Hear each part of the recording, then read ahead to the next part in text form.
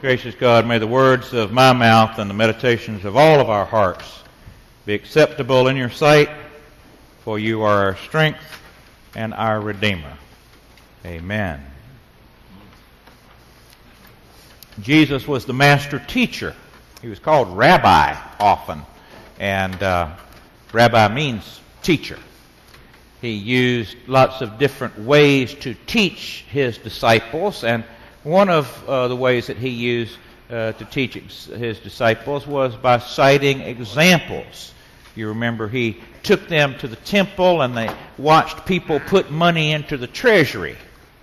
And he says, now the woman who gave the little mite, her gift is more important than the rich man who came and poured all of his coins into the brass collector so it would make lots of noise and everybody would know how much he was giving. Apparently Jesus would take his disciples to places and they would sit for a while and they would watch people. You ever do that? Go to the mall and watch people, or wherever you go? You don't have to go far. You can go to the corner of Hay and Ray and watch people and see some real interesting sights all of the time, especially if there are festivals down here. Just a block down, you can walk down and see belly dancing with all kind of tattoos. And one of them has a fish that swims when she. But anyway,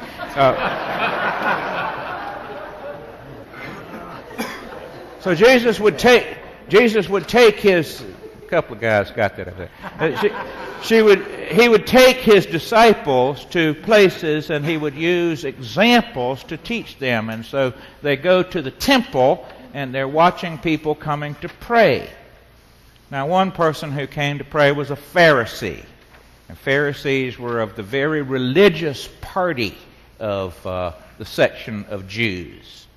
And he stands there and he sees a no-count tax collector over in the corner. Now, tax collectors were bad. Tax collectors are bad today, but they were worse in Jesus' time because they collected taxes for the Romans.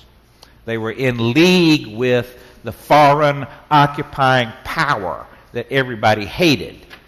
So they were doing a bad job for bad people. And the Pharisee stands in the corner and his prayer to God is, "Oh God, I thank you that I'm not like other people. I'm not like adulterers and rogues and thieves. I'm not like that. I'm not like that tax collector over there. Thank you, oh God. You know, I'm a pretty spiritual person myself. I fast twice a week. I give a tenth of what I own to the movement of God. Thank you, oh God." Over in the corner is the tax collector. It says he won't even get near the temple. He respects that it's a holy place. He's not assuming that he has immediate access. And he's beating his breast saying, "Have mercy on me, a sinner." Then Jesus says, the tax collector, the one who was beating his breast, is the one who goes home justified. That means made right with God. Pharisee didn't think that he needed to be made right with God. He was just there to celebrate how good things were. It was the one who is pleading for God's mercy who goes home made right with God.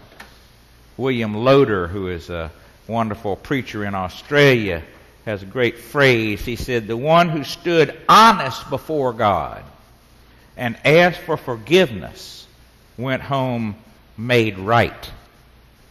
He sorted out his relationship with God, and he entered into a right relationship with God. I love that phrase.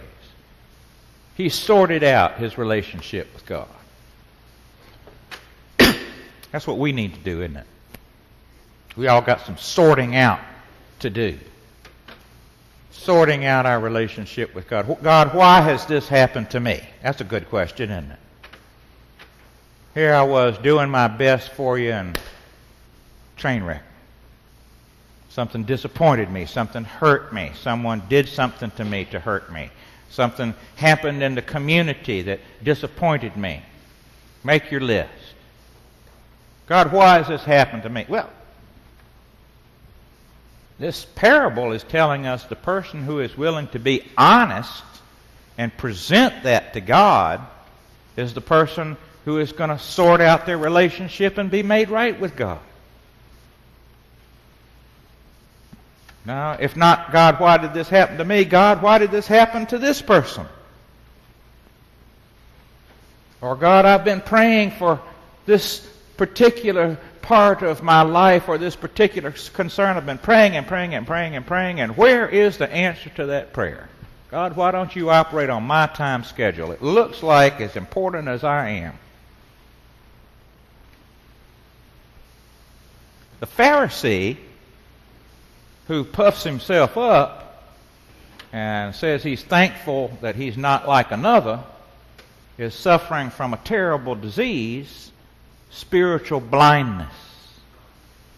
He can't see who he really is. He can't see that he's in need of God's grace just as much as the tax collector. Now, what the tax collector's got going for him is he's not blind. He is fully aware of how miserable and how terrible is his situation. He's beating on his breast. He's tearing his clothes. Be merciful to me. Please forgive me. Often we're blinded by our wealth. We're blinded by our comfort. We're blinded by the society that is constantly moving from one thing to another at the speed of light. I had to get a new phone this past week because my old phone, my little cell phone that worked so good, and I could work it with one hand, I had to go get a new phone. The new phone I have, I can't work with one hand. It takes two hands. You have to fold it open, and there are little things that you have to push, and there's constant new information coming in. I want my old phone back.